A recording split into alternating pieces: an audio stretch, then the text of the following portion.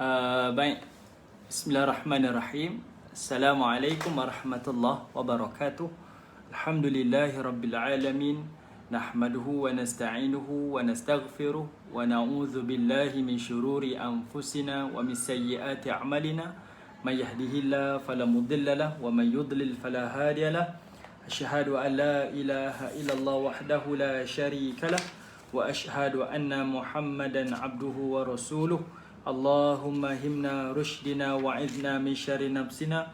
Rabbi zidna ilman nafi'a warzuqna fahma. Allahumma fahman nabiyyin wa hifzal mursalin wa ilhamal malaikatil muqarrabin birahmatika ya arhamar rahimin. Amma ba'. Alhamdulillah, pertamanya kita bersyukur pada Allah Subhanahu wa taala di atas kesempatan masa yang Allah Taala izinkan kepada kita, dan mudah-mudahan dengan kesempatan yang ada ini, pertemuan kita dalam majlis ilmu, Allah Subhanahu wa taala akan melimpahkan kebaikan, kerahmatan, ketenangan dan juga keberkatan dalam kehidupan kita, insya-Allah. Amin ya rabbal alamin. Baik, terima kasih kepada Puan Gambalida Jahiri. Waalaikumsalam warahmatullahi, dan juga kepada Puan Salihah Mukhtar. Waalaikumsalam warahmatullahi. Okey, hari ini insya-Allah kita akan sampai ke penghujung surah Ar-Rahman, dan hari ini kita akan membaca dan mengkaji berkaitan tentang kenikmatan syurga yang dijanjikan oleh Allah Subhanahu wa taala. Okey, kenikmatan syurga yang dijanjikan oleh Allah Subhanahu wa taala. Ini adalah satu yang sangat luar biasa. Kita akan tengok nanti beberapa topik yang sangat menarik untuk kita bincangkan berkaitan tentang syurga Allah. Mula-mula kita akan tengok dari sudut surah Ar-Rahman, tafsir surah Ar-Rahman, dan nanti saya akan bawakan beberapa hadis Nabi SAW berkaitan tentang syurga. Sebab Nabi, tuan-tuan, bila dia cerita tentang neraka, sampai sahabat Nabi ni dapat bayangkan macam mana neraka, seolah-olahnya berada depan mata mereka. Bila Nabi SAW cerita tentang syurga, sampai seolah-olahnya sahabat Nabi ni nampak syurga depan mata. Okay, ini antara yang kita akan cuba lihat daripada tafsir dan juga daripada hadis Nabi SAW berkaitan tentang syurga. Anti Huda, Waalaikumsalam warahmatullahi. Puan Shima kata apa ni? Ya Allah. Okey, baik. Tak apa Puan Shima. It's okay. No problem. Tak ada masalah. Okay. InsyaAllah nota nanti akan digantikan oleh siapa hari ni ketua kelas kita. InsyaAllah. Baik. Okey, kita terus mulakan, dan kita akan mulakan dengan surah Ar-Rahman pada ayat yang ke-54.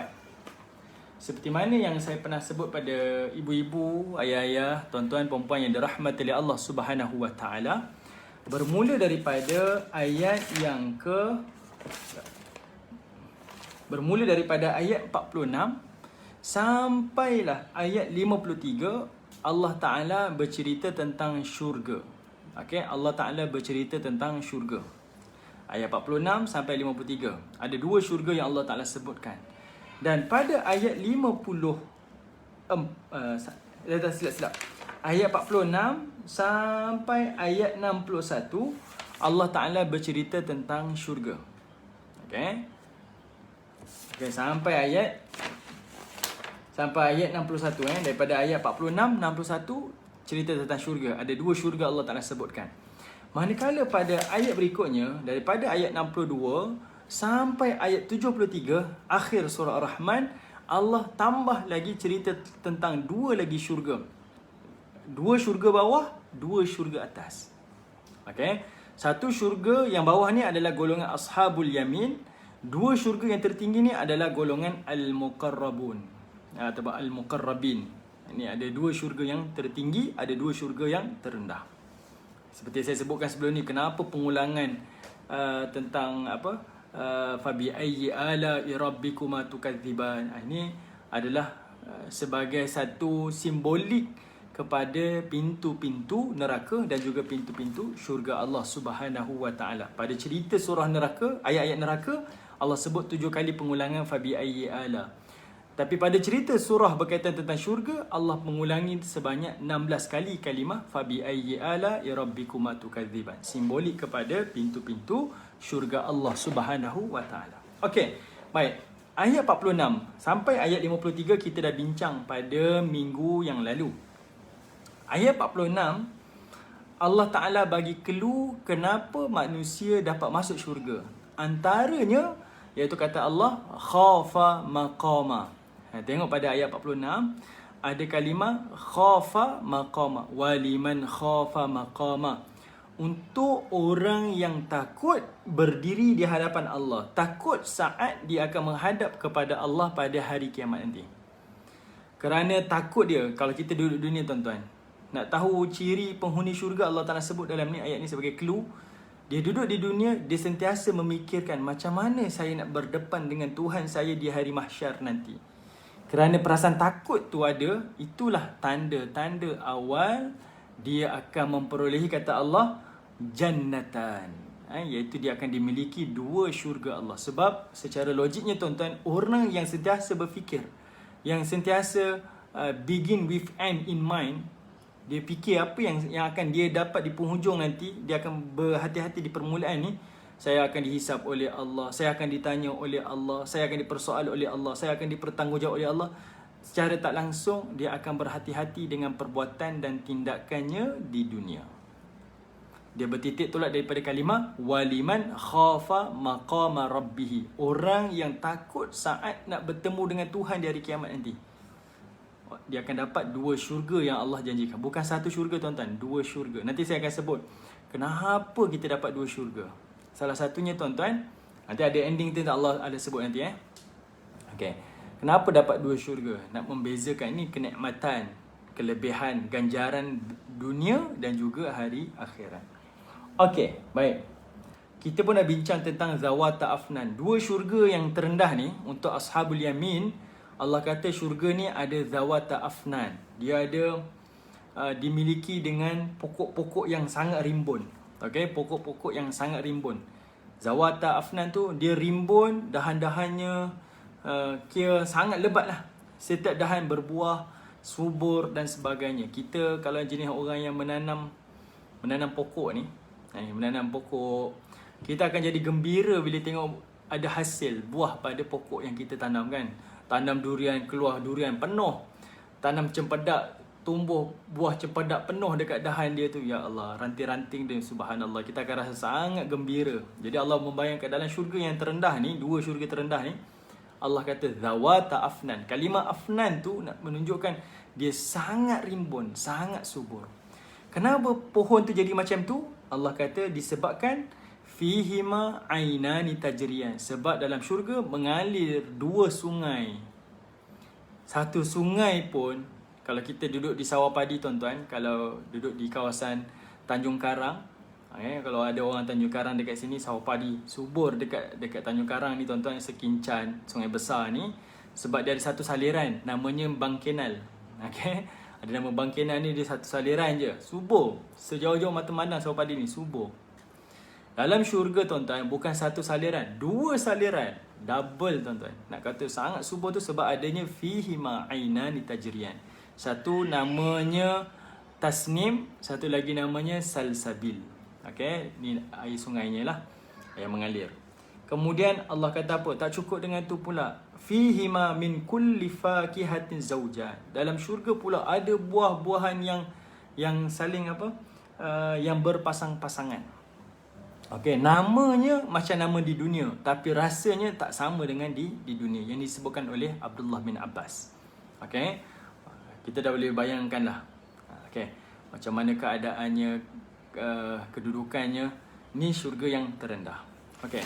Saya nak bagi mudahnya ibu-ibu ayah. Siapa yang duduk dalam syurga ni, dia diangkat menjadi raja dan juga ratu. Segala keinginannya dipenuhi. Segala hajat dan keperluannya akan dipenuhi oleh Allah Subhanahu wa taala. Dia menjadi raja dan juga ratu. Bayangkan rumahnya saja, syurganya saja sebesar dunia ni, bumi dan langit ni. Okey, sebesar bumi dan langit ni adalah syurga bagi orang mukmin. Dia seorang saja.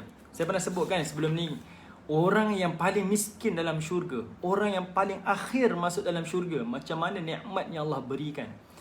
Dia menjadi 10 kali ganda paling kaya daripada raja yang paling kaya dekat dunia hari ni. Apa yang dia hajatkan, dia minta Allah Ta'ala dekorasi syurganya. Dia nak itu, dia nak ni, dia nak tu, macam-macam dia minta. Allah Ta'ala kata apa? Aku akan tambah lagi, tambah lagi, tambah lagi. Dan riwayat hadis menyebutkan 10 kali ganda penambahan tu. Dia bayangkan sampai Allah kata, kamu tak nak yang ni ke? Kamu nak apa lagi? Dia kata, saya dulu di dunia pernah pergi kawasan pantai. Pantai yang paling cantik, sekian-sekian pantai. Dia minta pada Allah Ta'ala. Allah kata, ya, aku tunaikan. Dan aku tambah lagi 1 kali ganda. Kemudian Allah Ta'ala kata, kamu tak nak yang macam ni ke? Dia pun teringat, lah. Yang saya nak ni lah. Allah kata, aku tambah lagi 1 kali ganda. Kemudian Allah tanya lagi, kamu nak apa lagi? Dia tambah lagi permintaan dia.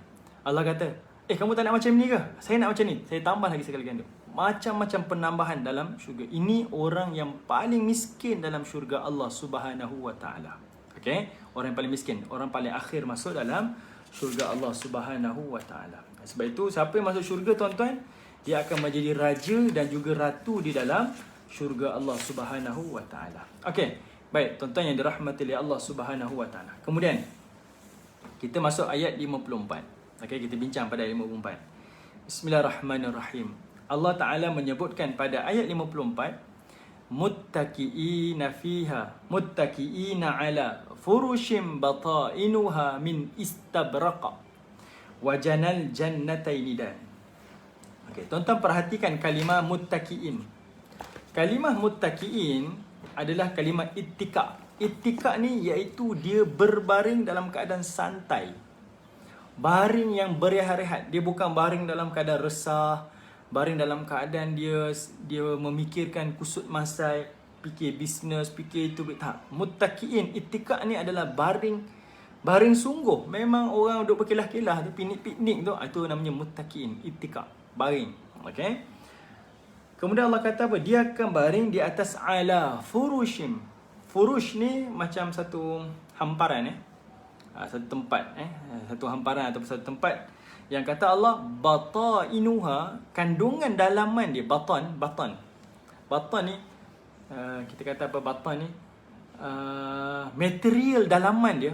Dia punya tempat pembaringan tu, kalau terjemahan dekat sini disebut permadani kan. Furush tu permadani. Dia punya dalaman dia, material dia, kata Allah, min istabraqa. Min istabraqa. Kalau ibu-ibu, ayah-ayah boleh catat, kalimah istabraq adalah sutera yang tebal dan sejuk. Okay. Dalam syurga Allah Ta'ala sebut ada 2 pakaian, pakaian. Satu namanya sundus, satu lagi namanya istabraq. Sundus, istabraq. Sundus adalah sutera yang nipis dan licin. Sundus, okey. Mana penghuni syurga ni dia akan dipakaikan dengan 2 material, Bukan sifon, bukan fabric, bukan apa lagi. Macam-macam kita punya jenis-jenis kan. Dia pakai sundus dengan istabraq. Sundus ni adalah sutera yang nipis dan licin. Istabraq, sutera yang tebal dan sejuk. Okey, lain macam tuan-tuan, saya pun tak boleh bayangkan istabraq ni. Tapi kata Allah, yang ada istabraq ni tuan-tuan, yang ada istabraq ni adalah permaidani yang material dalam dia, dalaman dia tu. Kalau kita tengok kat kerusi kita tuan-tuan, katil. Katil apa yang tuan-tuan pakai? Tilam dia. Kita pakai tilam macam-macam. Tilam Vono, tilam Kowe, tilam itu, tilam ni. Mahal, beli sampai 3,000, 5,000 nak dapatkan tidur yang nyenyak, yang selesa. Tapi bila kita buka tilam kita, koyakkan, tengok bawah dia ada apa? Spring, ada sabut kelapa, kan? Ada kapas. Biasa sangat. Dia punya fabric atas tu je yang cantik. Dia punya material luar je cantik. Dalaman dia sangat asas, sangat biasa. Betul? Kan? Tapi Allah kata, pemardani, tempat pembaringan penghuni syurga, dalaman dia pun dah mahal dah, iaitu daripada istabraq. Kalau dalamannya mahal, bayangkanlah luaran dia macam mana. Sudah tentu lebih mahal lagi. sudah tentu lebih mahal lagi. Kerusi yang tuan-tuan duduk ni, tuan-tuan beli kerusi mana? IKEA. Kerusi apa tu? Vezela, saya tak ingat lah apa macam jenama kat Malaysia ni kan. Perabot-perabot ni. Luaran nampak molek tuan-tuan. Dalaman dia tengok, ya Allah, plywood sahaja. Span sahaja. Apa? Kayu-kayu biasa sahaja. Tak ada lagi orang dia punya kerusi dia dalamannya sutera tuan-tuan. Tak ada. Tapi Allah kata permadani bagi penghuni syurga, material dalaman dia daripada istabrak. Sebab itu kata Ad-Dhahak dia kata apa? Kalimah istabrak ni adalah sutera yang bersulamkan dengan benang emas. Sutera yang disulam dengan benang emas. Ni dalaman tuan-tuan, bukan luaran. Dalaman dia. Istabrak tu sulam dengan benang emas tuan-tuan. Nak kata nilai sangat-sangat mahal. Sebab itu Nabi, bila Nabi SAW cerita tentang syurga, kata Nabi SAW, satu ruangan kecil dalam syurga, Nabi bayangkan macam tempat cambuk. Cambuk ni apa tuan-tuan? Macam tali kalau kita gulung, kita nak mudahkan getah pipe lah. Rumah kita kan, depan rumah kan ada pipe kan. Kita ada getah pipe nak basuh kereta tu. Okay, getah pipe kita basuh kereta tu. Getah pipe tu tuan-tuan kalau kita gulung, dia besar mana tuan-tuan? Tak besar kan? Satu ruangan kecil macam ni kan? Saiz kita gulung tu. Kata Nabi SAW, saiz itu di dalam syurga kalau dibandingkan dengan dunia, ia lebih baik daripada dunia dan seisinya. Dunia dan seisinya dia lebih baik lagi. Ruangan sekecil itu dalam syurga dengan dunia, syurga itu lebih baik daripada seisinya. Okey, ini bayangan yang Nabi SAW bayangkan. Tempat permaidani sahaja material daripada istabrak, sutera yang bersulamkan emas. Sebab itu kata Malik bin Dinar, dia kata apa?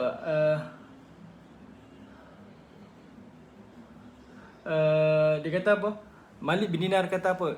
Kalau dalamannya daripada istabrak, sutera tebal yang sejuk dan bersulam dengan emas, maka zahirnya adalah sesuatu yang dibina daripada cahaya. Ini pandangan dia nak bagi gambaran sangat-sangat cantik pandangan di dalam syurga Allah Subhanahu wa taala. Sebab itu ayat ni tuan-tuan, Allah Taala tak sebut zahir dia. Allah Taala sebut dia punya dalaman sahaja. Supaya kita sendiri cuba bayangkan luaran dia. Saya nak macam cahaya, saya nak macam itu, nak macam ni.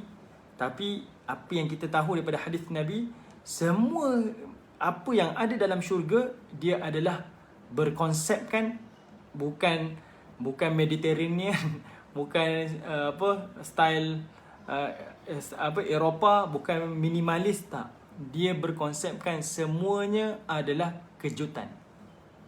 Semuanya adalah kejutan.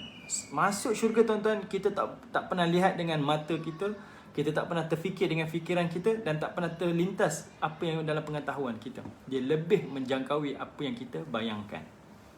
Malik bin Dinar kata daripada pembarangan daripada cahaya, itu pandangan dia. Apa yang Allah akan beri dalam syurga lebih daripada tu. Kita pun tak boleh bayang macam mana tempat baring saya daripada cahaya. Tapi kita sampai syurga, dia lebih daripada jangkauan kita. Okay?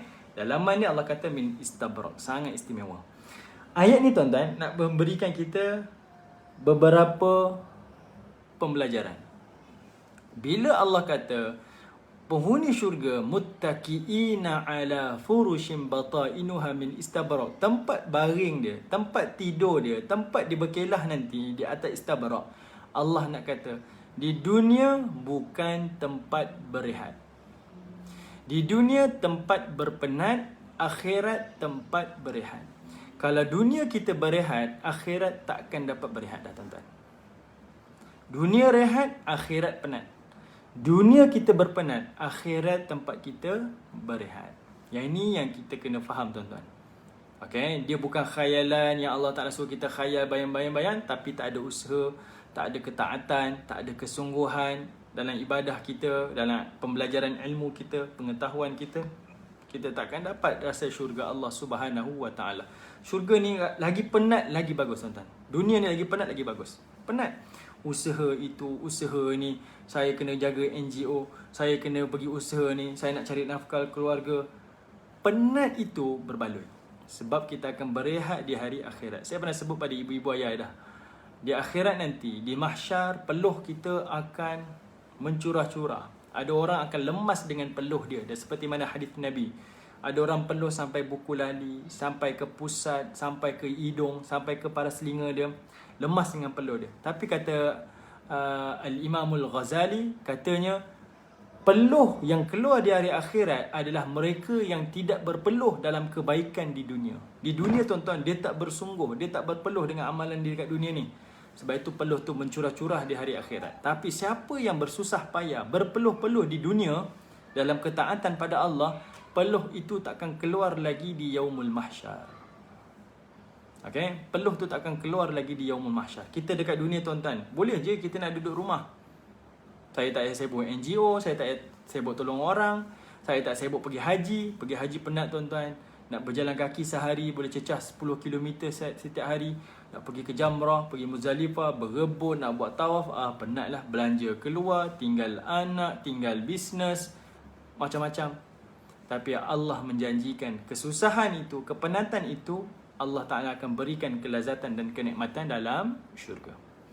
Dunia memang tempat susah tuan-tuan. Kalau nak berehat dekat dunia, salah lah tu. Dunia memang tempat kita bekerja, tempat kita bersusah. Berehat hanya di syurga Allah Subhanahu wa Ta'ala. Sebab itu Allah Ta'ala menyebutkan, laqad khalaqnal insana fi kabad. Sesungguhnya kami menciptakan kehidupan manusia itu memang hidupnya susah payah. Sebab kesenangan dan kerehatan adalah apabila dua kaki kita menjejakkan di dalam syurga Allah Subhanahu wa Ta'ala. Ini yang disebutkan oleh Imam Malik bin Anas. Imam Malik kata, tempat untuk berehat adalah di dalam syurga Allah. Masuk kaki dalam syurga, confirm rehat. Tapi selain daripada itu, tidak ada istilah kerehatan. Belajar berterusan. Beribadah berterusan. Melakukan kebaikan berterusan. Tanpa henti. Tapi Nabi sebut, umur kita sampai 63 tahun. Sekitar tu je. Kalau umur dah 50 tahun, kita kira-kira lah 13 tahun lagi. Tak lama dah. Kalau umur saya 60 tahun, 3 tahun lagi. Tak lama dah. Kalau umurnya dah 70 tahun ke atas, lagilah kita boleh tahu ini adalah umur-umur subsidi. Allah nak lanjut, Allah nak ambil. Kita dah boleh jangka berapa lama saya nak rasa susah ni. Tak lama dah. Sangat-sangat singkat. Okay? Baik, jadi bila Allah sebut muttaqiin dekat sini, kita tahu di syurga tempat berehat. Di dunia adalah tempat kita berpenat, tempat kita bekerja, bersusah payah melakukan ketaatan pada Allah. Apatah lagi ibu bapa yang pergi mencari nafkah. Musim-musim pandemik ni tuan-tuan, orang bekerja, siang kerja, tengah hari kerja, petang kerja, balik kerja, malam kerja nak menafkahi keluarga. Siang kerja pejabat, malam nanti bawa Grab, delivery, food panda, macam-macam kerja buat. Meniaga itu, meniaga ni, semua benda buat. Jangan mengeluh. Sebab menafkahi keluarga adalah kewajipan, ketaatan kita kepada Allah. Peluh dan kepenatan kita berbaloi sebab dia akan diberikan ganjaran di hari akhirat nanti. Okay? Di yaumul mahsyar peluh takkan keluar. Berehat yang sebenar adalah di dalam syurga Allah Subhanahu wa Ta'ala. Sebab itu, nikmat yang paling kecil dalam syurga apabila kita dapat dipertemukan semula bersama dengan keluarga kita. Di dunia tuan-tuan, fahamkan keluarga kita, anak-anak kita. Abah buat macam ni, abang buat macam ni, sayang buat macam ni. Semuanya kerana kita akan berehat bersama-sama di dalam syurga Allah Subhanahu wa Ta'ala. Okay? Semua ni adalah ketaatan. Semua ini ibadah. Sebab inilah konsep dunia. Kerja kuat, kerja keras. Akhirat tempat kita berehat, bersantai-santai, bermalas-malasan, itu di hari akhirat, bukan di dunia Allah Subhanahu wa Ta'ala. Baik tuan-tuan yang dirahmati oleh Allah. Kemudian tak cukup dengan tu tuan-tuan, Allah tambah, sudahlah kamu akan baring di tempat pembaringan yang paling mahal, paling terbaik. Allah kata apa? Wajanal jannataini dan.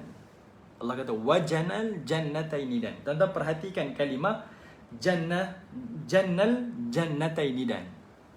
Jannal jannatain. Okey, sekejap Okey, jannal jannatain tuan-tuan. Allah Ta'ala kata apa? Jannal tu adalah buah-buahan. Buah-buahan. Jannal tu maksudnya buah-buahan yang dah masak, buah-buah yang dah ranum. Jannatain iaitu dua syurga. Maksudnya buah-buahan yang ada di dalam dua-dua syurga ni. Okey, buah-buahan yang ada di dalam dua-dua syurga ni kata Allah dalam keadaan dal alif nun tu. Jannal jannataini dan. Jannal tu wajanal tu maksudnya buah-buahan yang dah ranum, yang dah masak. Bukan bau berputik tuan-tuan, bukan baru berbunga, tak, yang dah masak. Al-jannatain dua syurga. Dan tu dal alif nun tu Allah kata dalam keadaan didekatkan. Buah-buahan dalam dua syurga tu akan didekatkan. Maksudnya apa tuan-tuan? Kalau kita baca dalam surah Al-Haqqah, surah Al-Haqqah, saya minta maaf tuan-tuan, saya tak dapat nak tunjukkan teks kita hari ini. Dalam surah Al-Haqqah, tuan-tuan tengok pada ayat yang ke-23 surah Al-Haqqah, Allah kata apa? Qutufuha daniyah. Qutufuha daniyah. Buah-buahan akan didekatkan kepada kita. Artinya apa tuan-tuan? Kan tadi Allah kata zawata afnan. Syurga ni ada dia punya cabang-cabang pokok dia, dahan-dahan dia. Dahan dia tuan-tuan bukan sekadar berselerak ni, bukan nak kata rimbun saja. Dahan-dahan dia akan jatuh dekat tempat pembaringan kita. Macam tu. Dalam satu tafsir saya baca, kalimah dan tu didekatkan tu, ranting buah-buahan ni akan mengikut penghuni-penghuni syurga Allah Ta'ala. Dia akan follow penghuni-penghuni syurga ni, dia akan ikut. Okay? Penghuni syurga nak apa? Petik saja. Petik, ambil saja. Sebab dia punya ranting tu datang kat kita. Kita hari ni tuan-tuan nak makan durian kena tunggu kan? Tunggu jatuh baru boleh makan. Kita nak apa lagi? Kita nak makan buah manggis kena tangkap, kena ambil kat atas. Kalau tunggu jatuh nanti lebam pula. Dia ambil lah dengan kerengga dan sebagainya. Tapi bagi penghuni syurga, buah tu akan didekatkan kepada kita, akan mengikut kita. Kita sambil baring tuan-tuan, petik tu sambil baring. Tuan-tuan bayangkan, sambil baring petik. Okey, kenikmatan yang Allah berikan dalam syurga. Dalam istilah lain tuan-tuan, yang tafsiran yang lebih luas, semua kenikmatan dalam syurga Allah Ta'ala datangkan kepada kita tanpa perlu kepada usaha. Okay, di dunia tuan-tuan, kaya mana pun, bukan surah Al-Ahqaf nanti, surah Al-Haqqah. Al-Haqqah yang surah Al-Haqqah mal-Haqqah wa ma adraka mal-Haqqah. Kalau yang rumi dia A-L-H-A-Q-Q-A-H. Al-Haqqah, cerita tentang hari kiamat. Al-Haqqah. Okay, Al-Haqqah ayat 23. Al-Haqqah ayat 23. Okay. Baik. Kemudian, okay, ranting-ranting tu akan, okay, jap, saya kena check. Aduh, ya, minta maaf. Surah Al-Haqqah, surah yang ke, jap,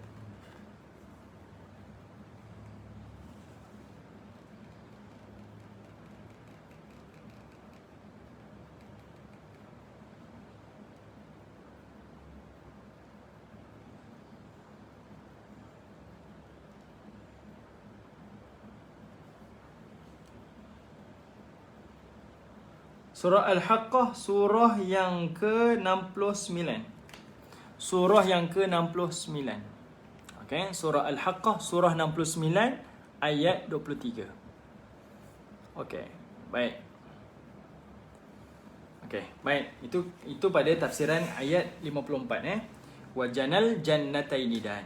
Jannah, wajanal, dan buah-buahan yang dah masak, yang dah ranum, yang sedia dimakan, ready to eat tu, jannatain, di dalam dua syurga ni, dan dalam keadaan didekatkan kepada penghuni-penghuni syurga.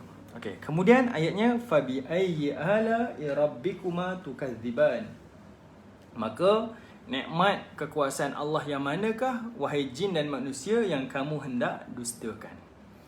Okey, kemudian tuan-tuan, kita dah faham dah. Pertama, Allah cerita tentang landscape dalam syurga.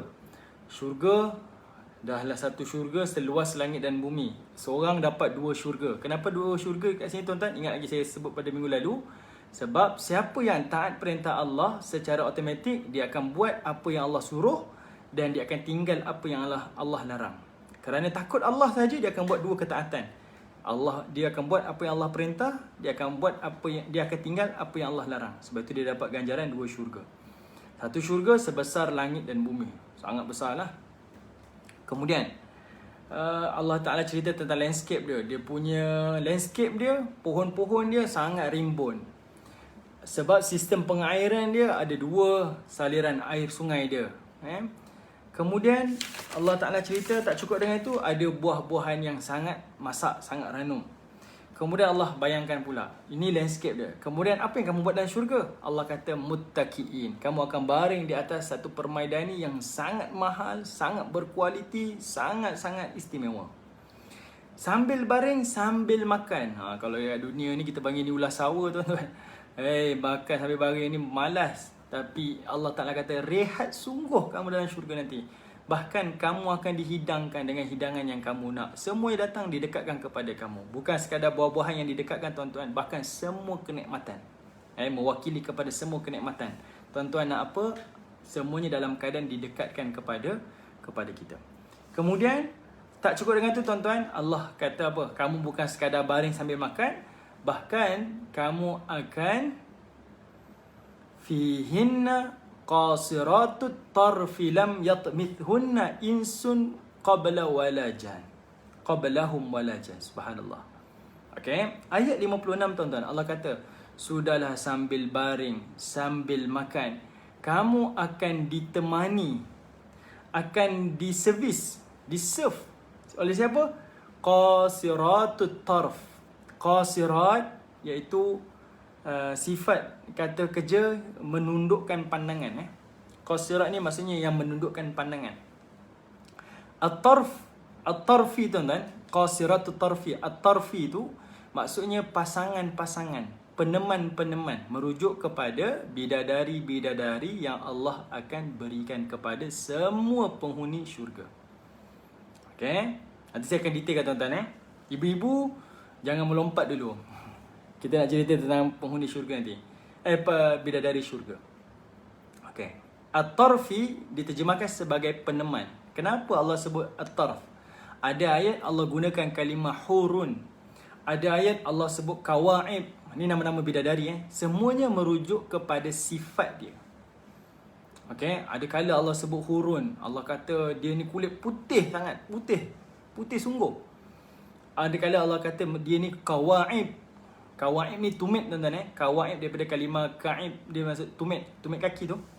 Saya minta maaf tuan-tuan. Para ulama tafsir kata bila Allah mengandaikan, menggambarkan bidadari syurga sebagai kawaib, iaitu tumit kaki tu yang berbentuk tu tuan-tuan, ia menggambarkan sebagai montok. Saya minta maaf sebut tuan-tuan, sebagai montok. Okey, ni Allah Ta'ala sebut sifat-sifat. Tapi pada ayat ni Allah kata penghuni syurga bidadari syurga adalah sebagai at-tarfi, peneman-peneman. Sebab apa? Bila baring nak ada orang teman, nak ada orang serve. Allah nak cerita kelazatan, kenikmatan yang Allah berikan di syurga. Okey, Allah cuba bayangkan kepada kita. Tapi kata Allah, at-taraf ni, peneman ni nanti, beza dia ni adalah qasirat. Dia adalah makhluk yang sentiasa menundukkan pandangan dia. Dia ni tak liar. Okay. Allah kata apa? Dia ni tak liar. Dia ni tak gedik-gedik. Itu qasiratut tarf. Peneman-peneman yang sentiasa tundukkan pandangan. Okay. Dia tak liar, tak gedik. Tak suka mengendeng-endeng orang lain. Tak. Dia diciptakan khas untuk penghuni syurga. Setiap bidadari tu pencipta dia khas. Dia tak berkhidmat untuk orang lain. Dia tak sibuk jaga anak. Dia tak sibuk pergi kerja. Dia tak sibuk itu. Tak. Dia hanya untuk awak sahaja. Itu maksud qasiratut tarf. Okay. Dia jadi tundukkan pandangan. Okay. Di sini tuan-tuan, kita sebelum pergi lebih jauh lagi. Kenapa Allah mengandaikan, membayangkan kepada kita penghuni ni, bidadari syurga ni digelar sebagai qasiratut tarf? Sebab tuan-tuan, di sinilah fitrah bagi lelaki. Di sinilah fitrah bagi lelaki. Pertama, dia mencerita tentang lelaki, cerita tentang perempuan. Bila Allah kata qasiratut taraf, Allah nak kata sifat wanita adalah seperti itu sebenarnya, iaitu menundukkan pandangan. Okey, sifat wanita dia ada perasaan malu-malu, dia ada perasaan segan-segan, okey? Bukan segan yang sampai dia menjadi rendah diri, tidak. Segan dia tu adalah menjaga maruah diri. Tapi dari sudut hal yang lain, dia ke depan. Ni tuan-tuan boleh tengok dalam surah Al-Qasas, Allah cerita tentang kakak Nabi Musa AS. Yang mana Allah bayangkan wanita-wanita hebat ni, dia bukan jenis yang pemalas, bukan jenis yang diam, lesu, tak.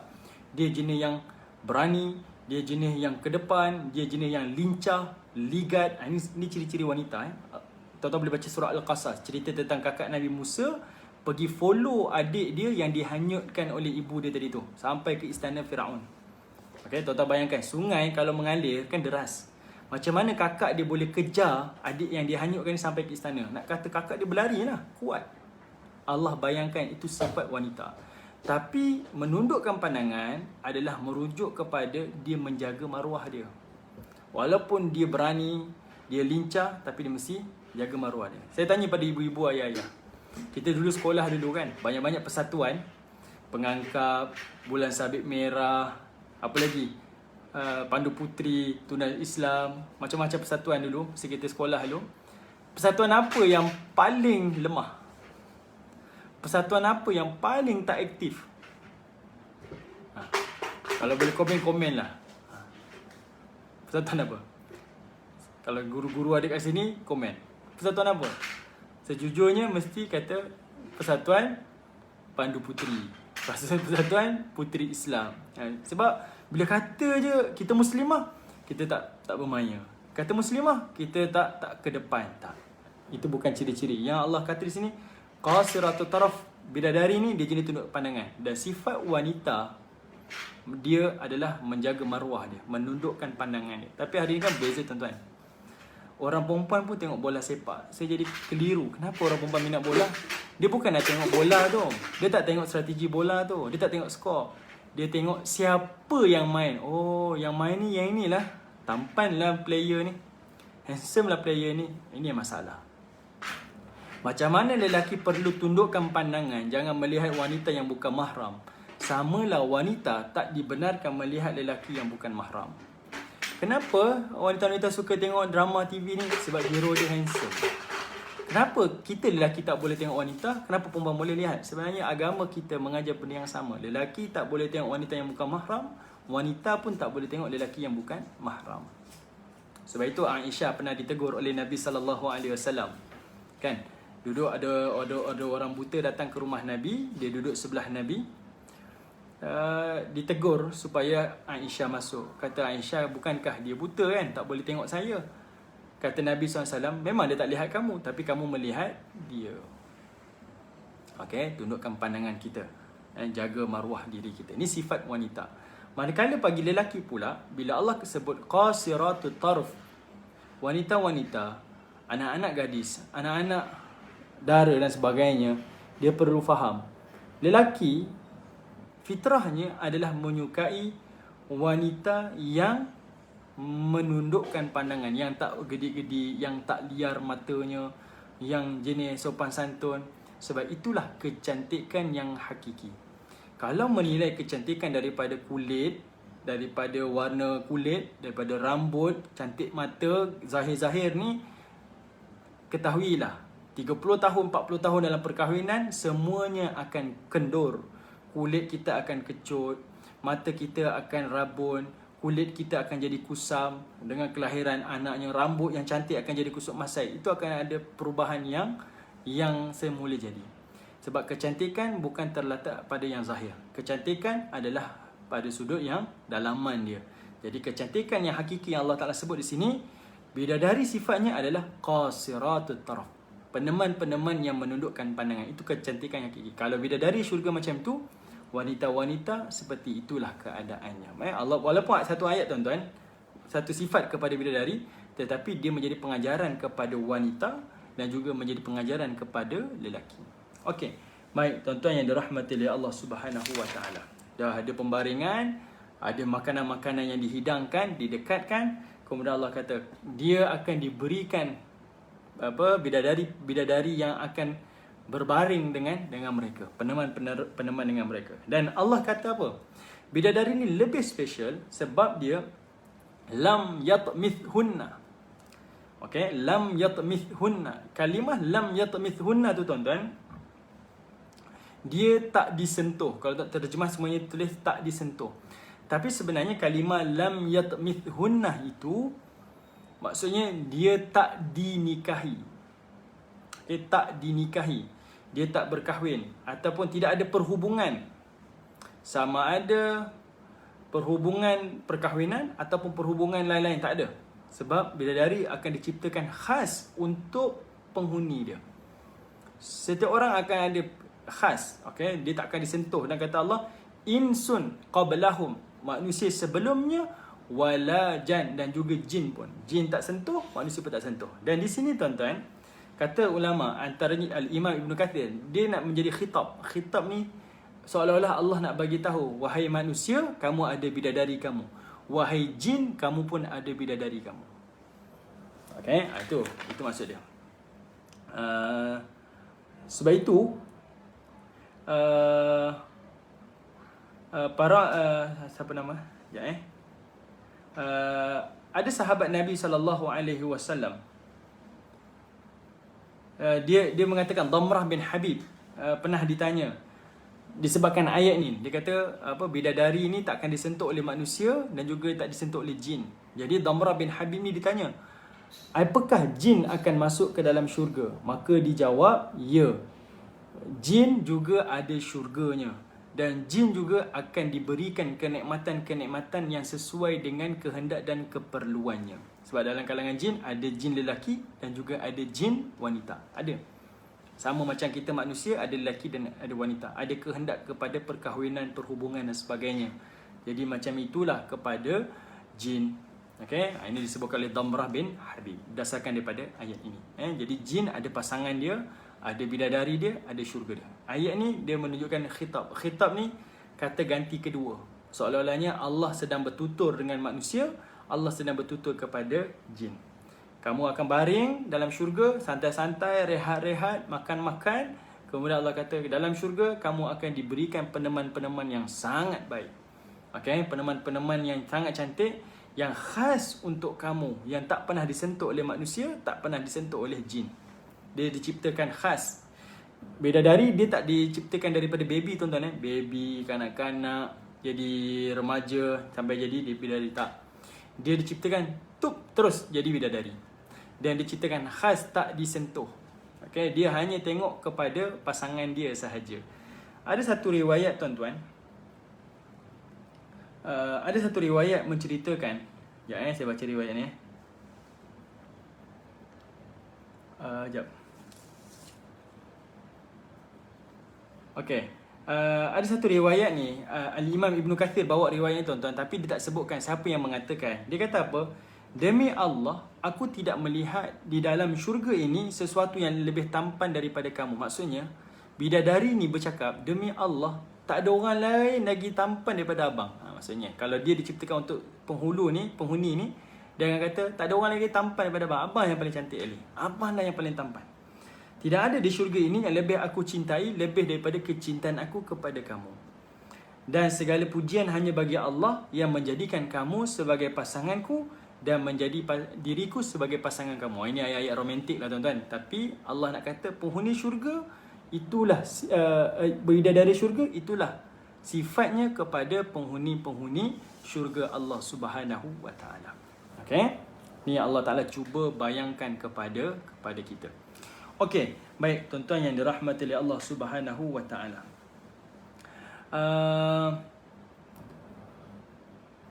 Tuan-tuan tengok pada ayat yang berikutnya. Pada ayat yang berikutnya Allah Taala menyebutkan,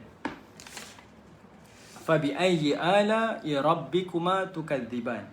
Maka nikmat dan kekuasaan yang manakah yang hendak kamu dustakan, wahai jin dan manusia? Lalu Allah Taala sambung lagi, ka'annahunnal yaqutu wal marjan. Kata Allah Taala, Seakan-akan bidadari dalam syurga ni yang akan menjadi peneman-peneman kamu ni, yang akan berkhidmat untuk kamu ni, yang akan serve kamu ni, kata Allah, al-yakut. Mereka ni seperti al-yakut. Al-yakut ni tuan-tuan adalah seperti permata. Yakut permata. Wal marjan. Marjan ni adalah mutiara. Dia sama dengan kalimah al-lu'lu'. Okay? Kata Allah Subhanahu wa taala, dia seperti yakut wal marjan, seperti permata dan juga mutiara. Allah bayangkan kepada kita bidadari ini seperti permata dan juga sebagai mutiara.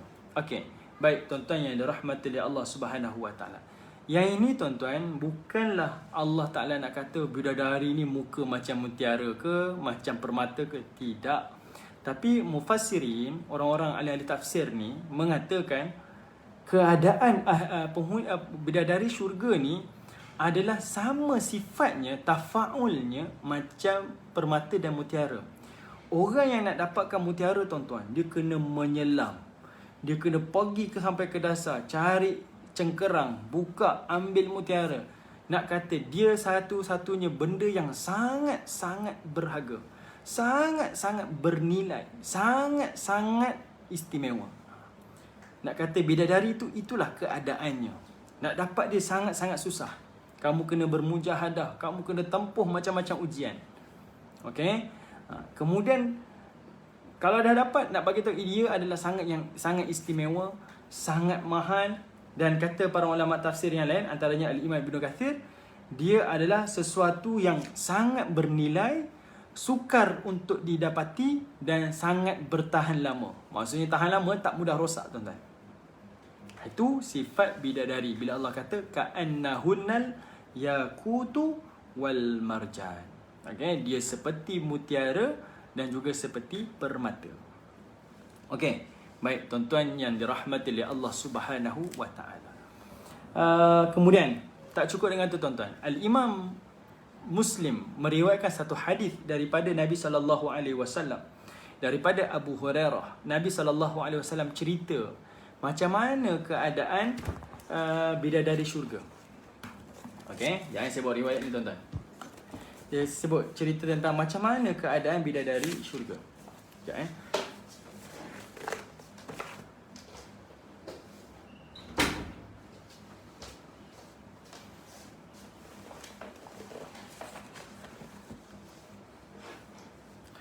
Okey.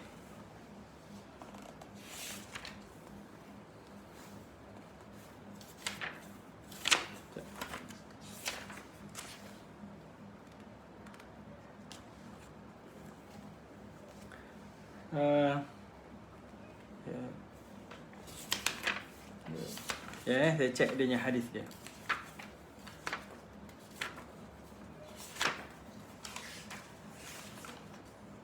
Okey. Nabi SAW sebut dalam satu hadis tentang penghuni-penghuni syurga. Pertama kata Nabi SAW, sesungguhnya rombongan pertama yang akan masuk ke dalam syurga, rupa mereka seperti bulan purnama pada malam purnama. Maknanya muka orang yang penghuni syurga yang pertama tuan-tuan, kumpulan pertama yang masuk ni, penghuni syurga mukanya akan seperti bulan purnama, cerahnya, putihnya, bersinarnya. Ini gambaran Nabi. Kemudian kata Nabi, rombongan yang berikutnya laksana bintang yang sangat terang di angkasa. Macam bintang-bintang tuan-tuan. Kalau bulan kan besar, kalau bintang kan dia kecil. Jadi orang yang pertama tu cahayanya lebih banyak daripada kumpulan yang kedua. Saya tak bacalah teks hadisnya tuan-tuan. Kalau tengok teks hadis dia, inna awwala zumratin yadkhulunal jannah ala suratil qamar lailatul badr, thumma alladhina yalunahum ala ashad kawkab durriyin fis sama'i dha'ah. Ini baca sampai habislah. Dia punya teks sebanyak. Saya baca terjemahan ni saja. Kemudian kata Nabi SAW, penghuni syurga ni mereka tidak meludah, dan juga mereka tidak membuang hingus, tak berhingus, dan juga mereka tidak membuang qada hajat di dalam syurga Allah. Okey, dia tak ludah, dia tak berhingus, dan dia tidak qada hajat, tak buang air kecil, tak buang air besar. Dan dia akan digantikan melalui peluh dia. Maknanya sisa kumbahan dia tuan-tuan, dia makan banyak ni. Tak lapar pun makan. Sebab dalam syurga tak ada haus, tak ada lapar. Tapi dia akan sentiasa makan. Macam mana dia proses? Iaitu melalui peluh dia. Dan kata Nabi SAW, peluh mereka akan keluar dengan bauan minyak wangi misk, iaitu bau kasturi. Okay. Dan Nabi kata apa? Sikat rambut mereka diperbuat daripada emas. Ini penghuni-penghuni syurga. Dan kata Nabi SAW, isteri mereka ialah para bidadari. Ibu-ibu, janganlah kita rasa kecil hati dengan pasangan kita. Sebab Nabi sebut wa azwajuhumul hurul ain. Pasangan-pasangan mereka di dunia, isteri-isteri mereka di dunia adalah bidadari-bidadari mereka di syurga Allah. Bidadari yang kita akan tengok ni tuan-tuan, Allah Ta'ala sebut detail sekian sifat dia, sekian perangai dia, sekian kecantikan dia. Nabi sebut macam tu. Wanita-wanita syurga, iaitu ibu-ibu kita, kakak-kakak kita, anak-anak gadis kita yang masuk syurga, dia akan duduk lebih cantik, lebih indah daripada bidadari-bidadari syurga. Kenapa tuan-tuan? Sebabnya bidadari syurga, dia hidup dalam keadaan Allah cipta jadi bidadari dan dia berkhidmat untuk pasangan dia. Dia tak pernah rasa diuji, dia tak pernah rasa susah. Berbanding wanita-wanita dunia yang menempuh kesusahan, yang menempuh ujian, yang melakukan ketaatan, mereka lebih layak untuk menerima kecantikan, keindahan bidadari-bidadari syurga berbanding bidadari syurga yang ada di syurga nanti. Faham maksud saya tuan-tuan? Kita duk bayangkan, dia ni cantik sangat bidadari bla bla bla, suami saya dapat bla bla bla. Sebenarnya itu bukan mesej yang Allah Ta'ala nak sampaikan. Para ulama mufassirin pun, para ulama hadis pun tak sebut macam itu tuan-tuan. Sebenarnya bayangan itu untuk memberitahu kepada wanita-wanita dunia, kamu seindah dan lebih indah daripada tu. Sebab kamulah yang lebih layak untuk mendapatkan kecantikan dan keindahan tersebut.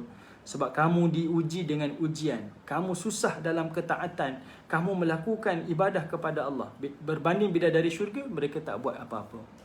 Jadi mereka tak selayak itu berbanding dengan wanita-wanita dunia. Okay, yang ini yang Allah Ta'ala nak highlight. Bila baca cerita tentang bidadari tuan-tuan, sebenarnya dia bukan cerita bidadari itu saja, tapi dia menceritakan tentang wanita-wanita syurga. Apa wanita-wanita syurga yang akan dapat di dalam syurga Allah? Okay. Baik. Kemudian Nabi kata apa lagi? Wajah penghuni bidadari syurga akan hampir-hampir mirip keadaannya. Kecantikan lah, dari sudut kecantikan, keindahan dia akan seakan-akan mirip. Okey. Baik, tuan-tuan yang dirahmati Allah. Ada satu lagi hadis berkaitan tentang penghuni syurga ni. Bidadari syurga. Kata Nabi SAW, walau annam ra'atan min ahli al-jannat tala'at ila ahli al-ard la adaat ma bainahuma wala mala'athu rihan wala nasifuha ala ra'siha khairun minad dunya wa ma fiha. Kata Nabi, andai seorang bidadari syurga, wanita syurga, menampilkan dirinya depan penduduk dunia, nescaya akan terang timur dan barat. Masya Allah, cahaya yang ada pada penghuni syurga ni tuan-tuan, bidadari syurga ni, dia keluar je, tunjukkan zahir dirinya depan penghuni dunia, timur barat terang tuan-tuan. Matahari pun tak seterang tu. Matahari kalau terang, barat terang, timur gelap. Timur terang, barat gelap. Tapi bidadari syurga lebih terang daripada tu. Timur barat terang. Kemudian kata Nabi SAW, wala mala'at hurihan. Dan dipenuhi wangian, angin-angin tu, wangian-wangian di dunia tu dengan wangian bidadari tu. Dan kata Nabi, wala nasifuha ala ra'siha, selendang yang di atas kepala mereka tu khair minad dunya wa ma fiha, lebih baik daripada dunia dan seisinya. Tudung penghuni bidadari syurga tuan-tuan lebih baik daripada dunia dan seisinya. Kita tak boleh bayang tuan-tuan, tak boleh bayang macam mana keadaan tersebut. Okey, baik tuan-tuan, ibu-ibu, ayah-ayah dirahmati oleh Allah Subhanahu wa taala. Ini antara yang disebutkan oleh Nabi berkaitan tentang bidadari syurga. Okey, kalau ibu-ibu boleh tengok lagi dalam surah Al-Waqiah, surah Ar-Rahman surah 55, surah Al-Waqiah 56. Tuan-tuan cek ayat yang ke-35 sampai ayat yang ke-38. Allah, mana ibu? Tak tahu? Tidak tahu. Kejap je Okey, tengok surah Al-Waqi'ah, surah yang ke-56, ayat 33 sampai 38. Okey, 33 sampai 38. Okey. Allah Ta'ala sebut, Inna ansha'na hunna insya'a faja'alna hunna abkara urban atraba. Okey, Allah Ta'ala kata apa? Inna ansha'na hunna insya'a. Wanita-wanita syurga masuk saja dalam syurga. Dan surah Al-Waqi'ah, surah 58, ayat 35. Wanita syurga masuk saja dalam syurga, tuan-tuan. Allah kata apa? Dia akan dijadikan dengan penciptaan yang baru. Kulit digantikan dengan kulit yang baru. Mata digantikan dengan mata yang baru. Telinga digantikan dengan telinga yang baru. Gigi digantikan dengan gigi yang baru. Semua yang ada pada tubuhnya ganti baru, tuan-tuan. Kulit jadi licin, rambut jadi ikal mayang, mata jadi cantik, nak warna blue ke, nak warna green ke, warna yellow, terpulanglah, ikutlah cita rasa dia. Semua Allah gantikan. Kan, ibu-ibu yang dirahmati oleh Allah, memang itu sifat ibu kan. Mana-mana ibu kan, wanita memang akan suka kepada benda-benda baru kan. Dah ada ni pun dia nak beli benda baru lagi. Asal raya je saya nak langsir baru, sofa baru, semua ditukar. Jadi Allah kata itu fitrah dia, kami raikan. Masuk syurga semua akan baru. Kemudian Allah kata apa? Faja'alna hunna abkara. Dan kami akan jadikan mereka semula sebagai anak dara. Yang dah berumur, yang dah senior akan bertukar balik menjadi anak dara. Semua.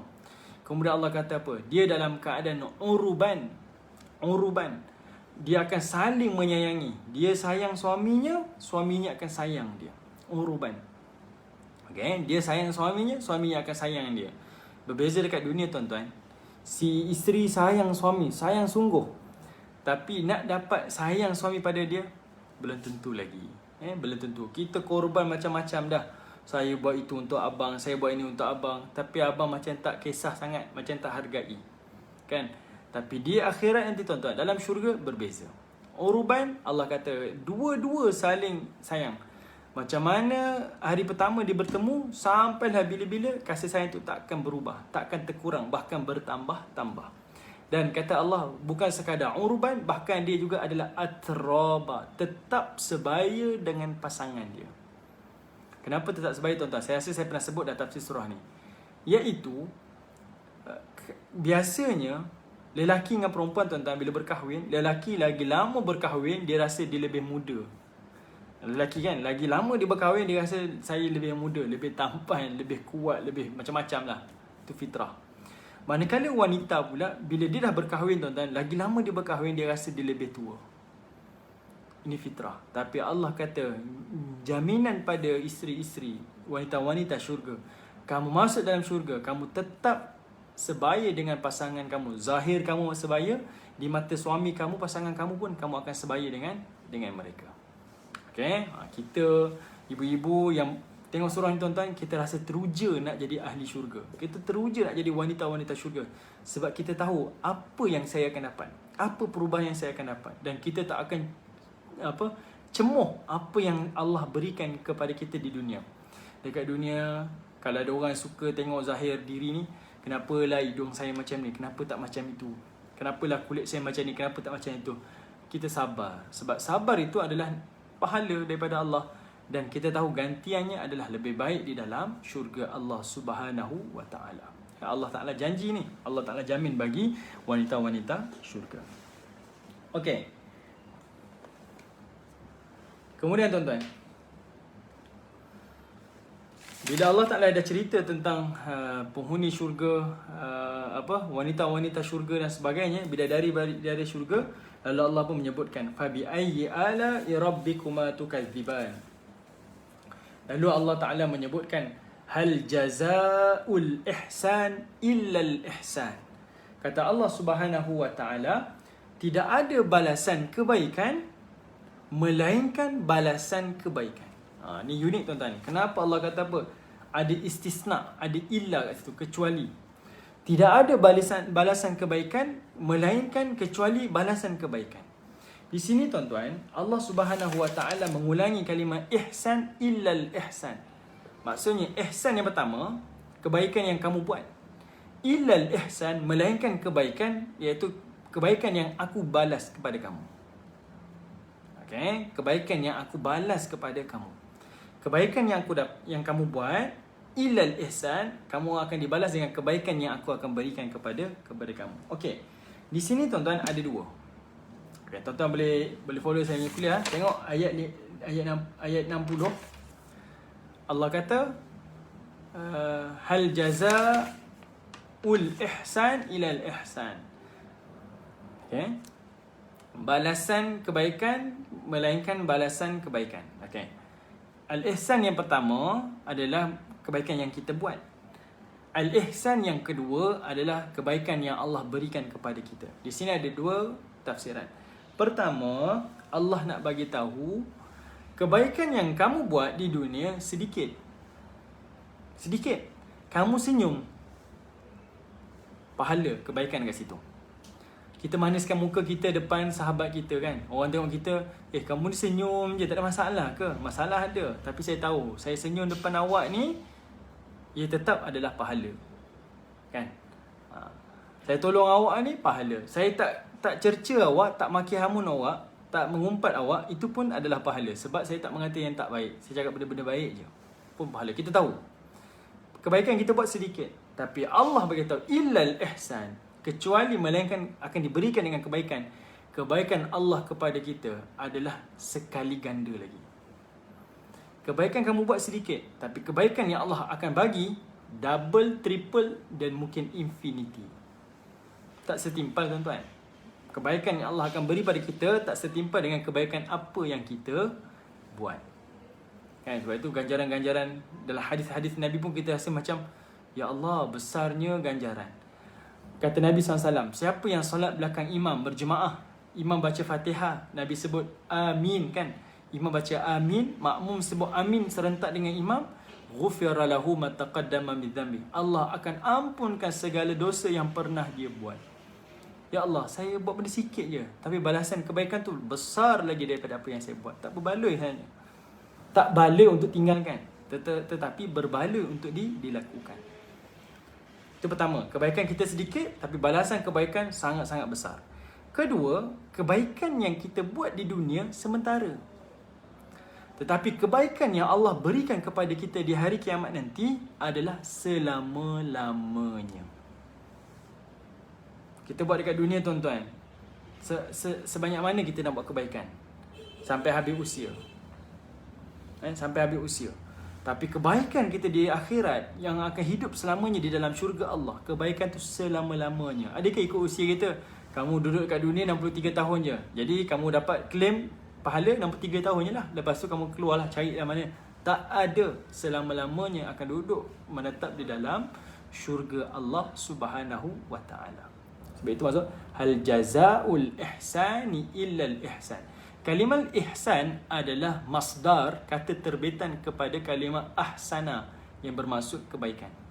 Ataupun kalimah khair, kebaikan, pahala dan sebagainya. Okey, baik.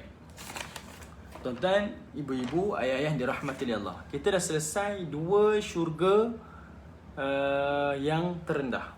Okey, dua syurga yang terendah. Kita akan masuk cerita tentang dua syurga yang tertinggi. Kalau ada kesempatan nanti tuan-tuan, tak tahu kita sempat selesai ke tidak. Kalau saya boleh laju-laju nanti. Kalau ada kesempatan minggu hadapan, kalau kita ada pertemuan lagi, saya nak cerita pada tuan-tuan hadis-hadis Nabi berkaitan tentang syurga Allah. Apa ciri penghuni syurga? Dalam hadis ni bukan sebut daripada tafsir, tapi dia sebut hadis. Apa ciri penghuni syurga? Bagaimana keadaan penghuni syurga? Macam mana tempatnya? Macam mana keindahannya? Macam mana pakaiannya? Allah akan detailkan.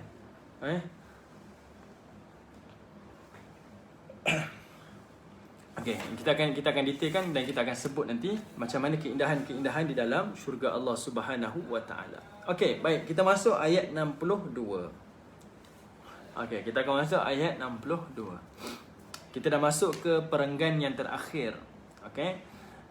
Subtopik terakhir berkaitan tentang dua syurga yang tertinggi. Tadi kita dah bincang dua syurga terendah, sekarang dua syurga tertinggi.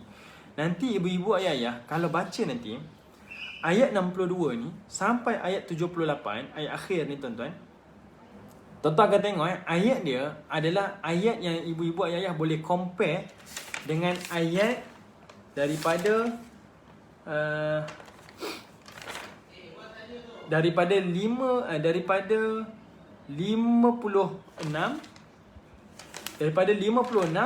sampai ayat yang ke-61. 56 sampai ayat 61 ini dua syurga yang rendah kan. 62 sampai ayat 78 itu dua syurga yang tertinggi. Kalau ibu-ibu ayah boleh tengok, nanti dia akan ada compare. Allah compare cerita dia. Macam mana? Cuba tengok. Okey. Baik. Ayat 62 Allah kata apa? Wa min dunihima jannatan. Kata Allah Taala ada dua syurga selain daripada dua syurga tu. Subhanallah. Di sini para ulama tafsir bincanglah.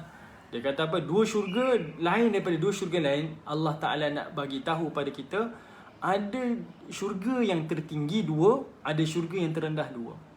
Dan ada sebahagian ulama tafsir mengatakan bila Allah kata kat sini dunihima jannatan, dalam erti kata setiap orang yang masuk syurga dia dapat syurga yang bermacam-macam konsep, bermacam-macam keadaan. Contohlah tuan-tuan, nak bagi tahu nikmat dia berganda-ganda. Kita masuk syurga, kita dapat dekat dunia nikmat tuan-tuan. Ada orang jumpa kita, saya sahabat tuan-tuan, Dr. Basri Hussein. Dia ni sahabat saya, dia PhD dekat UM. Dr. Basri ni dia kena lumpuh. Okey, lumpuh. Dia sekarang OKU. Dia kaki dia terus tak boleh jalan. Okey, dia duduk naik kursi roda. Umur dia 33 tahun. Dia tak boleh jalan dah. Dapat OKU kelainan upaya.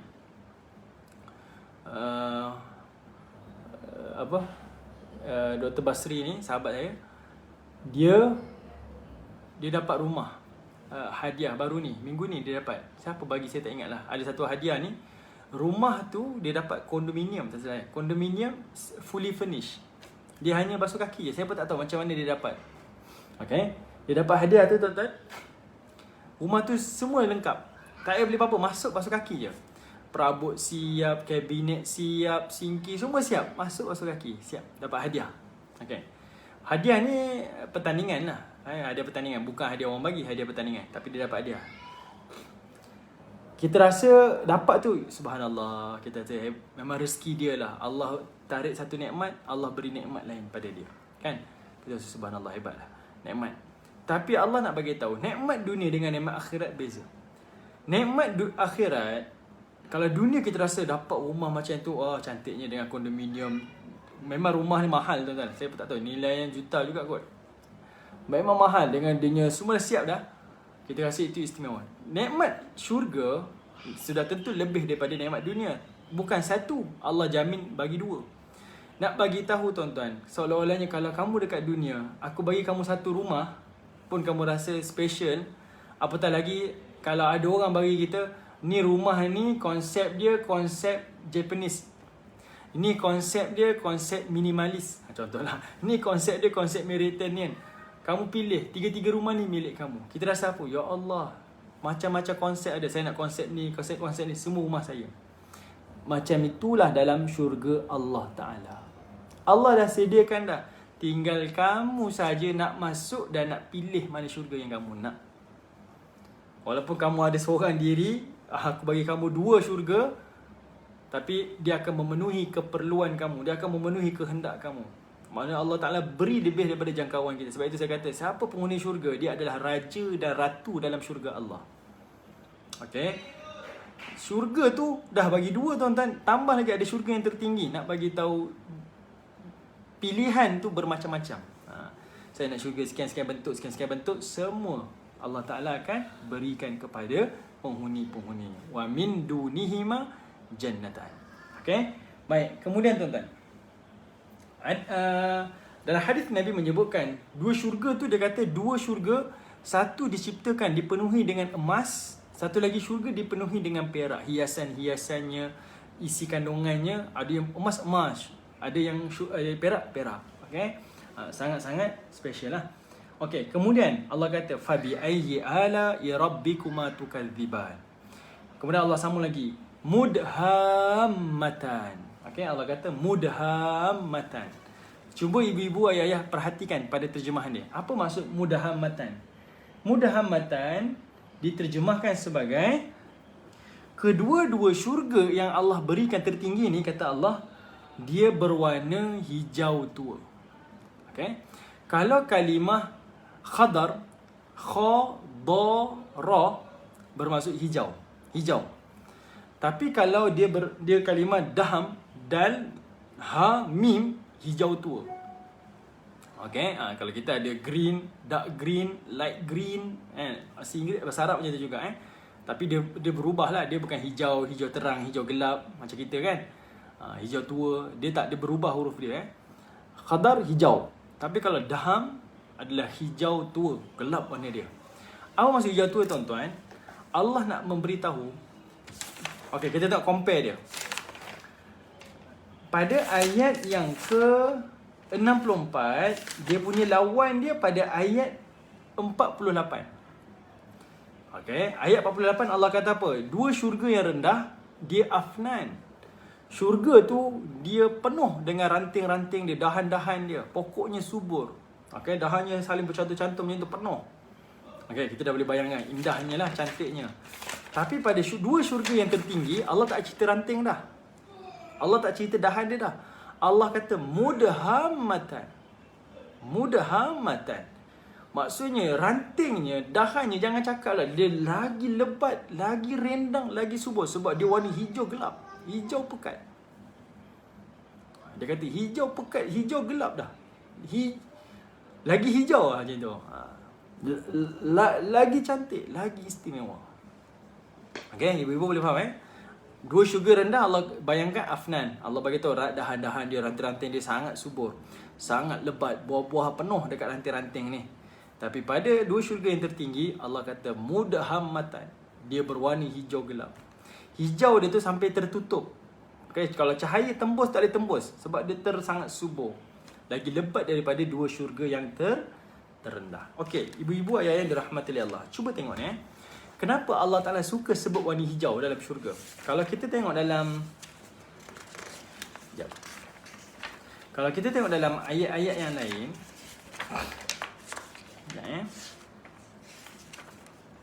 kalau kita tengok dalam ayat yang lain, Allah Ta'ala ada sebut syurga ni, pakaian penghuninya adalah berwarna hijau. Okey, sekejap saya cek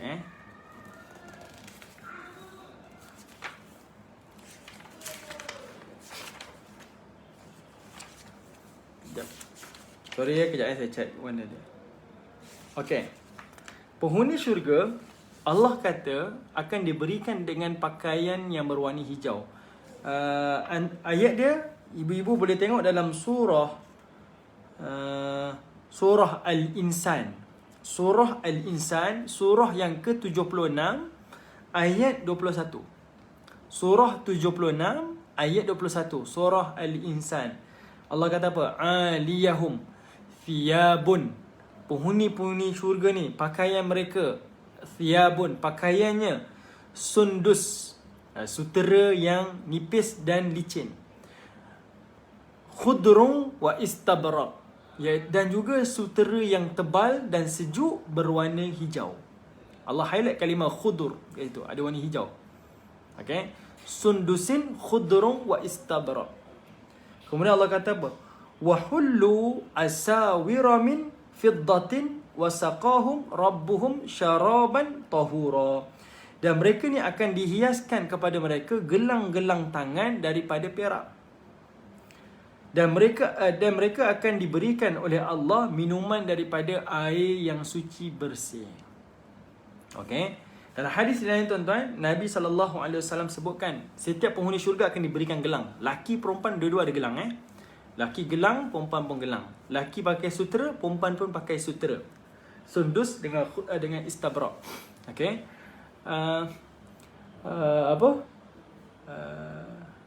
Jap. Okey, Hasan Al-Basri daripada Ibn Abi Dunya bawa riwayat tuan-tuan. Dia kata apa? Lelaki yang memakai gelang di dalam syurga Allah, gelangnya akan lebih indah daripada gelang yang dipakai oleh wanita. Sebenarnya tuan-tuan, ayat ni para ulama tafsir menyebutkan setiap apa yang diharamkan di dunia Allah akan gantikan dan berikan padanya di dalam syurga Allah. Mana-mana lelaki yang tak dibenarkan memakai gelang, kan kita diharamkan pakai gelang, tapi kita pakai gelang di dunia tuan-tuan, Allah akan haramkan gelang untuknya di hari akhirat nanti. Jadi dalam erti kata yang lain, tahan dan sabar melakukan ketaatan kepada Allah di dunia. Allah kata jangan buat tu, jangan buat. Allah kata jangan pakai tu, jangan pakai. Sebab gantiannya lebih baik di syurga nanti. Gantiannya akan lebih baik di syurga nanti. Kalau kita langgar, buat apa saja di dunia, orang kata jangan pakai gelang nak pakai, jangan pakai rantai nak pakai, di syurga Allah Ta'ala akan haramkan dia daripada memakai gelang dan juga memakai syurga. Dia memakai rantai di dalam syurga Allah Subhanahu wa Ta'ala. Ini antara yang disebutkan oleh para ulama. Okey. Nampak tuan-tuan yang dirahmati oleh Allah. Ada satu hadis ni tuan-tuan, Anas bin Malik cerita. Ada seorang lelaki bagi kepada Nabi sundus, sutera yang licin dan sejuk ni. Mahal lah, kain mahal pada Nabi. Jadi semua orang tengok Nabi dapat hadiah tu tuan-tuan, dan semua orang kagum lah. Ni Nabi kan, orang bagi hadiah special lah. Jadi sahabat-sahabat lain tengok semua jadi kagum. Lalu Nabi kata apa? Sapu tangan Sa'ad bin Mu'az di syurga lebih baik daripada sundus ini. Sapu tangan tu maksudnya kain fabrik di syurga tu yang paling remeh lah. Sapu tangan yang orang basuh hidung buang, orang tak pakai pun. Mana ada orang normal tuan-tuan, dia bawa sapu tangan, dia tunjuk orang, ni sapu tangan saya. Itu orang tak sihat tuan-tuan. Orang yang normal dia tak akan bermegah-megah dengan sapu tangan ni. Sebab itu Nabi kata sapu tangan Sa'ad bin Mu'az. Kenapa Sa'ad bin Mu'az? Sa'ad bin Mu'az ni sahabat Nabi yang masuk syurga, dan dia ni adalah pemimpin kabilah orang Madinah. Okey. Dia daripada kabilah Bani Abdiddar. Okey. Dia ni kabilah tu. Kabilah besar lah dekat Madinah ni. Orang-orang Ansar ni. Dia pemimpin. Dan dia ni masuk syurga Allah Ta'ala. Jadi Nabi kata apa? Dia ni dah pemimpin kamu. Tapi sapu tangan dia, fabrik yang paling remeh lah. Paling lekeh lah dekat dunia tu. Di syurga tu. Lebih baik daripada sundus ini. Kain yang paling mahal dekat dunia ini. Nabi nak beri pembandingan, compare dari sudut kualiti syurga dan juga dunia Allah Subhanahu wa Ta'ala. Jadi Nabi kata apa?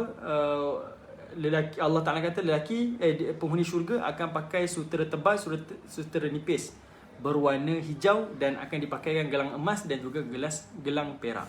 Sekarang tuan-tuan, saya nak highlight kepada tuan-tuan, kenapa Allah Ta'ala sebut hijau? Diulang-ulang kalimah hijau ni. Kita sebut dalam surah Ar-Rahman, mudahammatan. Di sini Allah Ta'ala kata pakaian mereka adalah khudur, warna hijau.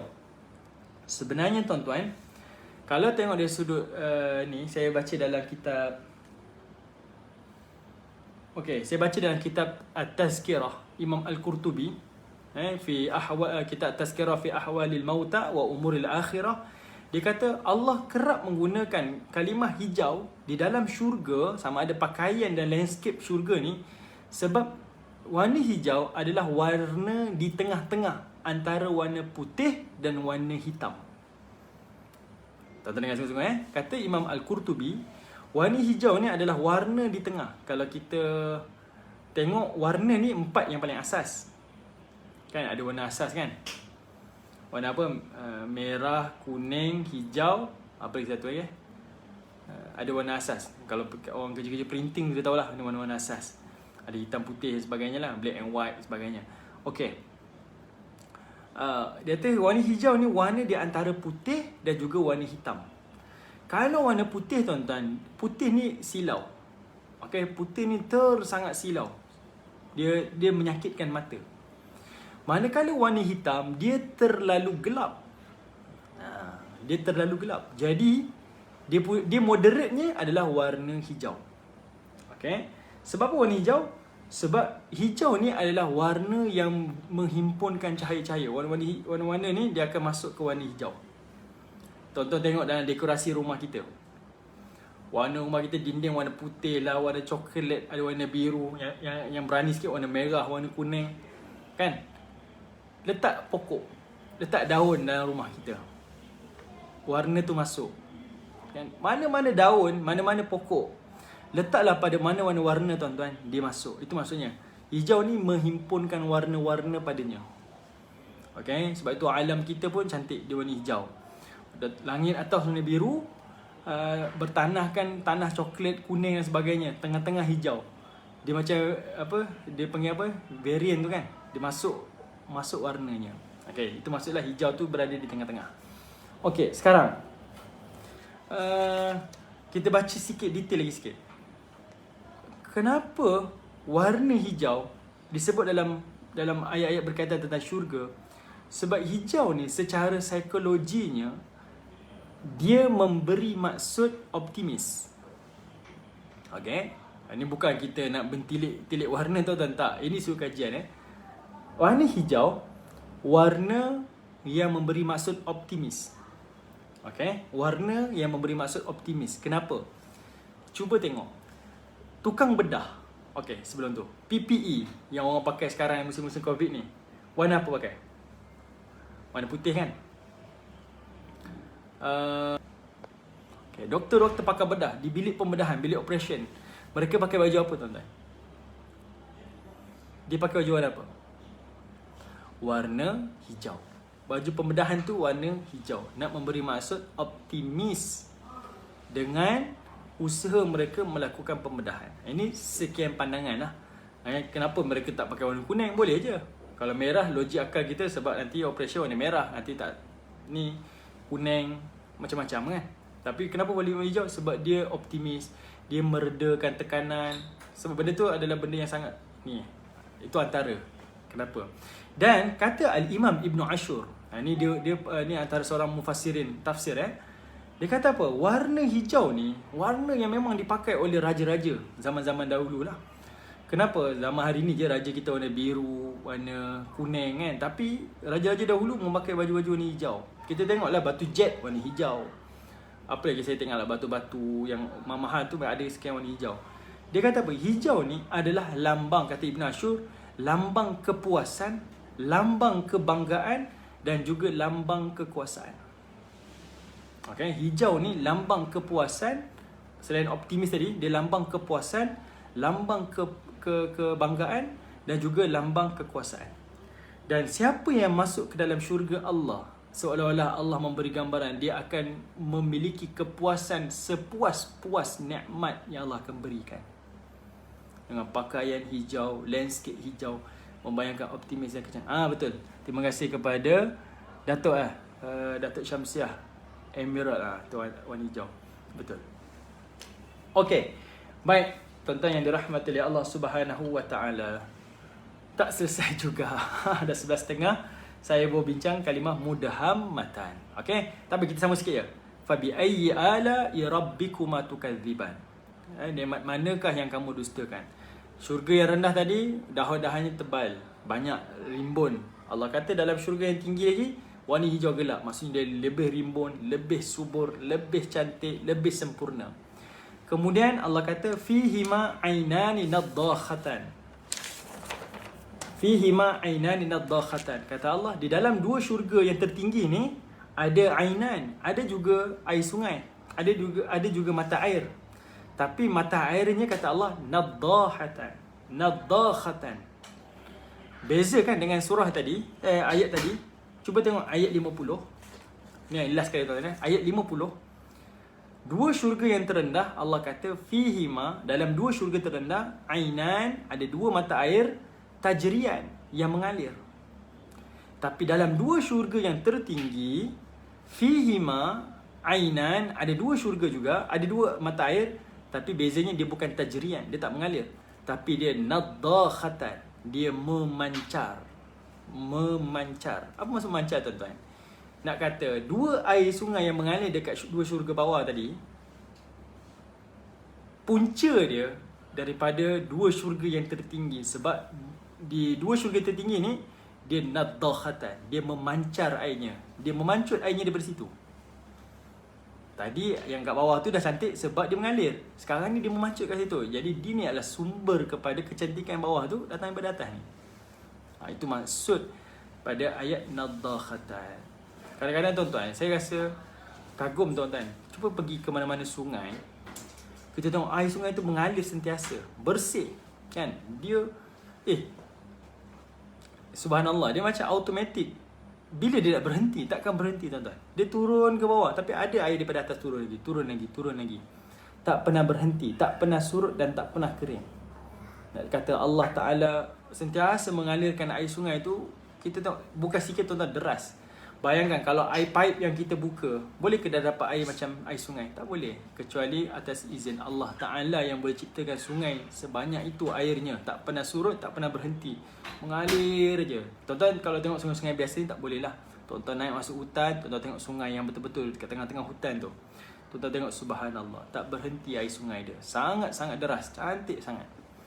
Mengalir macam tu tuan-tuan, kita mesti terfikir, punca air ni daripada mana ni? Jadi Allah kata dua syurga yang terendah, tempat dia mengalir, salsabil dengan tasnim. Tapi dua syurga yang tertinggi, itulah tempat punca air itu memancut, mengeluarkan ainain tadi tu, dua mata air tersebut. Okey, baik, insya-Allah saya berhenti dekat sini. InsyaAllah kita akan sambung lagi minggu hadapan kalau ada kesempatan. Sambungan sampai habis, saya minta maaf tak habis-habis lagi. Dan nanti saya akan sebut pasal hadis Nabi berkaitan tentang syurga Allah Subhanahu Wa Taala, daripada keindahannya, pakaiannya, makanannya, hari-hari istimewa dalam syurga dan juga kehidupan di dalam syurga Allah. Nabi sebut detail tuan-tuan. Dalam syurga, kalau kita di dunia, kita ada Yaumul Aid kita ada hari raya kita. Dalam syurga pun ada hari raya. Di dunia kita ada saling berziarah. Di dalam syurga pun ada waktu-waktu kita akan berziarah dengan kenalan-kenalan kita dalam syurga. Pakaian kita apa, makanan, minuman kita apa, Nabi sebut detail. InsyaAllah ada kesempatan nanti kita akan sentuh pada waktu yang akan datang. Wallahu a'lam. Assalamualaikum warahmatullahi wabarakatuh.